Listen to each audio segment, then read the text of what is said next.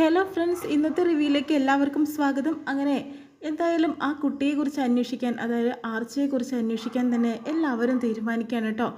അങ്ങനെ റീത്ത ആരോഗ്യം വിളിച്ചിട്ടുള്ളത് എന്നുള്ളത് അന്വേഷിച്ച് കണ്ടുപിടിക്കുകയും അതിലൂടെ തന്നെ ഒരു വരദരാജൻ എന്ന് പറഞ്ഞിട്ടുണ്ട്, ഒരു കൊടും ക്രിമിനലാണ് അദ്ദേഹം. അയാളൊരു ചൈൽഡ് ട്രാഫിക്കിന് പണ്ട് അറസ്റ്റ് ചെയ്തിട്ടുള്ള ഒരാളാണ് എന്ന് പറയുന്നു. അതുകൊണ്ട് തന്നെ ആ കുട്ടിയെ അയാൾക്ക് കൈമാറാനായിരിക്കും ഇവളുടെ ഉദ്ദേശം. അതുകൊണ്ട് തന്നെ ഈ നാട്ടിലുള്ള ഒരു റാണി പറഞ്ഞൊരു സ്ത്രീയുണ്ട്, അവളുമായിട്ട് ബന്ധപ്പെട്ടിട്ടുണ്ടാവും എന്ന രീതിയിലൊക്കെ പറയുന്നുണ്ട്.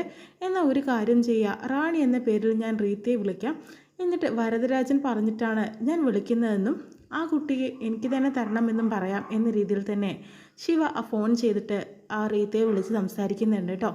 അപ്പോഴത്തേനും വരദരാജൻ ഇങ്ങനെയൊന്നും എന്നോട് പറഞ്ഞിട്ടില്ലല്ലോ, വരദരാജൻ എത്താൻ വഴുകും, അപ്പോഴത്തേനും കുട്ടിയെ കണ്ട് കാര്യങ്ങളൊക്കെ ചെയ്യാമെന്ന് ഞാൻ വിചാരിച്ചു. അതിന് വേണ്ടിയിട്ടാണ് ഇന്ന് നിങ്ങൾ നിൽക്കുന്ന സ്ഥലത്തിൻ്റെ ലൊക്കേഷൻ ഒന്ന് അയക്കണം, അവിടെ എങ്ങനെ എത്തപ്പെടാം എന്നറിയാണല്ലോ എന്ന രീതിയിലൊക്കെ പറയുന്നു കേട്ടോ. അതിനുശേഷം അതൊക്കെ പറഞ്ഞു കൊടുക്കുന്നുണ്ട്. പെട്ടെന്ന് തന്നെ വരദരാജനെ വിളിക്കുന്നുണ്ട് കേട്ടോ ഈ റീത്ത വിളിക്കുമ്പോൾ വരദരാജൻ ബിസിയാണ്. അതിനുശേഷം തന്നെ നമുക്ക് പെട്ടെന്ന് തന്നെ ആ ലൊക്കേഷനിൽ എത്തിച്ചേരണം എന്നും ശിവ പറയുന്നുണ്ട്. അങ്ങനെ വരദരാജനെ വിളിക്കുന്ന സമയത്ത് അയാൾ വീണ്ടും ബിസി തന്നെ കാണിക്കുന്നത്.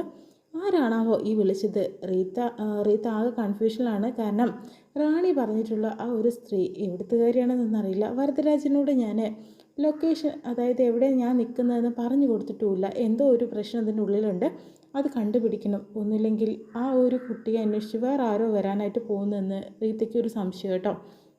എന്ന് നമുക്ക് പോലീസായിരിക്കും എന്ന് ചോദിക്കുമ്പോൾ ചിലപ്പോൾ പറയാൻ പറ്റില്ല, പോലീസ് തന്നെ ആവാനും സാധ്യതയുണ്ട്. ഇന്ന് ആ കുട്ടീനെയും കൊണ്ട് ഇവിടുന്ന് പുറത്തേക്ക് പോയാലോ? എന്നാൽ പിന്നെ അങ്ങനെ തന്നെ ആയിരിക്കും ചെയ്യുക. കുട്ടി എടുത്തുകൊണ്ട് വരാനായിട്ട് പറയുന്നു കേട്ടോ. ആ സമയത്ത് കുട്ടിയെ പോയി അന്വേഷിക്കുമ്പോൾ കുട്ടീനെ അവിടെ കാണാനായിട്ട് പറ്റുന്നില്ല. അയ്യോ, കുട്ടീനെ കാണാനില്ല മാഡം എന്ന് പറയുന്നുണ്ട്. എന്നാൽ അവൾമാർ തന്നെ ആയിരിക്കും എന്നെ വിളിച്ചിട്ടുണ്ടാവുക, ആ കുട്ടിയെ അവർ തന്നെ കൊണ്ടുപോയിട്ടുണ്ടാവും എന്ന് പറയുന്നുണ്ട്. എന്തായാലും കണ്ടു കിട്ടിയ അവൾ അങ്ങ് കൊന്നു കളഞ്ഞേക്ക്, ഇനി അവൾക്കുള്ള ശിക്ഷ അത് തന്നെയാണെന്നുള്ള രീതിയിൽ റീത്ത പറയുന്നുണ്ട് കേട്ടോ. ആ സമയത്ത് തന്നെയാണ് എല്ലാവരും കൂടി അങ്ങോട്ട് വരുന്നുണ്ട്. എവിടെയാണ് ആർച്ചക്കുട്ടി എന്ന് ചോദിക്കുന്നു. അതുതന്നെയാണ് ഞാൻ നിങ്ങളോടും ചോദിക്കേണ്ടത്, അവൾ എവിടെയെന്ന് ചോദിക്കുന്നുണ്ട് കേട്ടോ.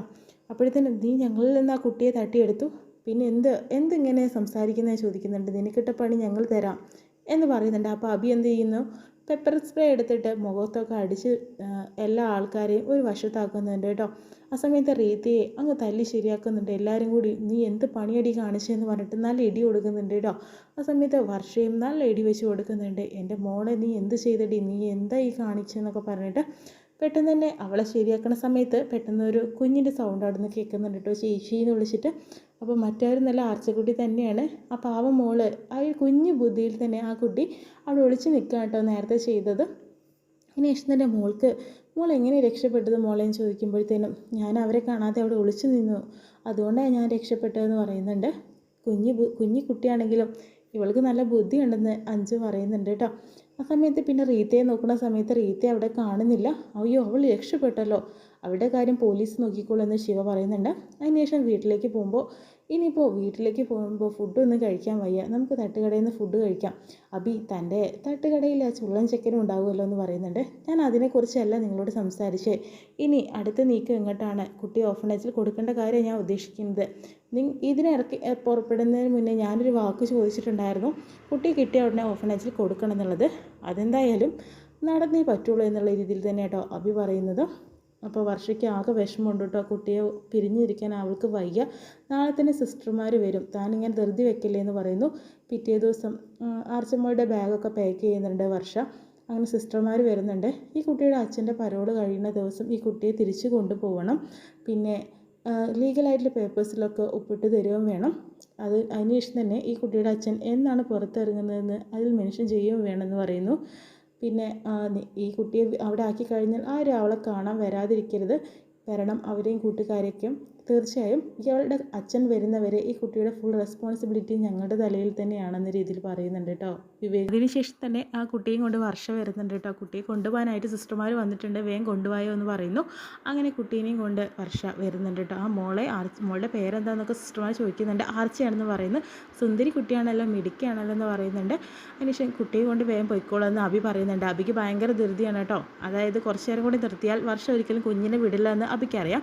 അതിനുശേഷം തന്നെ ആ കുട്ടി കുട്ടി പോകുമ്പോഴത്തേനും വിഷമത്തോടു കൂടി നിൽക്കട്ടോ നമ്മുടെ വർഷയ്ക്ക് നല്ല സങ്കടമുണ്ട്. അതിനുശേഷം തന്നെ ഞാൻ ആ കുട്ടിയെ പോയി നോക്കട്ടെ എന്ന് പറയുന്നുണ്ട്. താൻ പോകണ്ടെന്ന് പറഞ്ഞ് ദേഷ്യപ്പെട്ടിട്ട് അഭിയാണെങ്കിൽ പിടിച്ചു മാറ്റുന്നുണ്ട് കേട്ടോ. വിവേക് പറയുന്നുണ്ട് അവളെ വിട്ടേക്ക്, അവൾ പോയി കാണട്ടെ എന്ന് പറയുന്നു. പക്ഷെ പുറത്തിറങ്ങുമ്പോഴത്തേനും ആ കുട്ടിയും കൊണ്ട് അവരെല്ലാവരും പോയിട്ടുണ്ടാവും കേട്ടോ. അഞ്ച് പറയുന്നുണ്ട് അവൾ ഇവിടുന്ന് പോയപ്പോൾ വല്ലാത്തൊരു വിഷമം പോലെ തനിക്ക് തോന്നിയല്ലേ അങ്ങനെ. അപ്പോൾ എൻ്റെ കാര്യം ഒന്ന് ആലോചിച്ച് നോക്ക്, അവളെ കണ്ട നാൾ മുതൽ എൻ്റെ അനിയത്തി പോലെയാണ് ഞാൻ അവളെ നോക്കിയതെന്ന് പറയുന്നു. എല്ലാ കുട്ടികളും തന്നെ അനിയത്തിയെ പോലെ തന്നെ ആയിരിക്കും, തൻ്റെ അനിയത്തിയുടെ പേരും ഉണ്ടാവും എന്ന് കരുതി തൻ്റെ ജീവിതം നോക്കണ്ടേ. ഇപ്പോഴാണ് എനിക്കൊരു സമാധാനമായത്, നിങ്ങളുടെ എൻഗേജ്മെൻറ്റ് ഉടനെ നടക്കുമല്ലോ എന്ന രീതിയിലൊക്കെ അഭി പറയുന്നുണ്ട്. അഭിയാണെങ്കിൽ ഇപ്പോൾ കുറച്ച് ദേഷ്യപ്പെട്ട് സംസാരിക്കുന്നുള്ളത് വിവേകിന് ഇപ്പോൾ മനസ്സിലാവുന്നുണ്ട് എന്തോ ഒരു പ്രശ്നം അഭിക്കുണ്ടെന്നുള്ളത്. അതിനുശേഷം വീണ്ടും കാണിക്കുന്നത് ശ്രീനാഥിനെ തന്നെ കേട്ടോ. ഫ്രണ്ട് വരുന്ന സമയത്ത് തനിക്ക് ഓംലേറ്റ് ഞാൻ ഉണ്ടാക്കിയില്ല, ഞാൻ മാത്രമേ ഉണ്ടാക്കിയുള്ളൂ, വേണമെങ്കിൽ മുട്ടയും ഉള്ളിയൊക്കെ ഞാൻ അവിടെ അരിഞ്ഞു വെച്ചിട്ടുണ്ട്, നമുക്ക് ഉണ്ടാക്കാമെന്ന് പറയുന്നു. അതൊന്നും വേണ്ട, എനിക്കിപ്പോൾ ഒന്നും വിശക്കണമൊന്നുമില്ല. പിന്നെ ഞാൻ ശിവനന്ദയെക്കുറിച്ച് അന്വേഷിച്ചിട്ടുണ്ടായിരുന്നു, അവളിപ്പോൾ വേറൊരു സ്ഥലത്താണ് ഉള്ളതെന്ന് പറയുന്നു.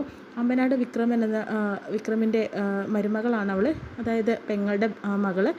അവളെക്കുറിച്ച് നമുക്ക് കൂടുതൽ അറിയേണ്ടിയിരിക്കുന്നു, ഇത്തരം കാര്യങ്ങൾ ഞാൻ അറിഞ്ഞു വന്നിട്ടുണ്ടെന്ന് പറയുന്നു. ശിവയിലൂടെ ചിലപ്പോൾ വർഷയിലെത്താനായിട്ട് ശ്രീനാഥ് ശ്രമിക്കും, പക്ഷേ അഭി അവിടെ ഒരു തടസ്സമായി നിൽക്കുമോ എന്നറിയില്ല. എന്തായാലും ഇത്രയും കാണിച്ചുകൊണ്ടാണ് ഇന്നത്തെ എപ്പിസോഡ് വിശേഷം കഴിയുന്നത്.